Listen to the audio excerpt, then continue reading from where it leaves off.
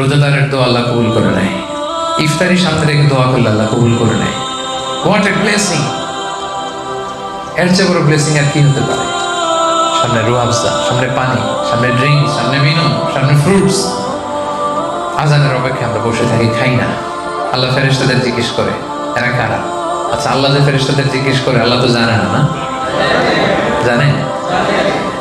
আল্লাহ জানে। ফেরেশতাদের মুখ থেকে অ্যাকনলেজমেন্ট চাচ্ছে, কারণ ফেরেশতারা বলছিল যে আল্লাহ মানুষ কেন বানাবেন, আমরাই তো ভালো। নাহনু নুসাব্বিহু বিহামদিকা ওয়া নুকদ্দিসু লাক, আমরা তাসবিহ করি, জিকির করি, আমরা ভালো, ওদেরকে কেন বানাবেন? ওদেরকে কেন বানাইছে আল্লাহ? এটা ফেরেশতাদেরকে বোঝানোর জন্য জিজ্ঞেস করবে যে এরা কারা। ফেরেশতারা বলবে আল্লাহ আস-সাইমুন, এরা রোজাদার।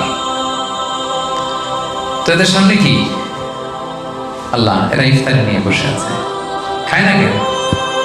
আল্লাহ আপনার ভয়ে খায় না। সুবহানাল্লাহ বলবেন না?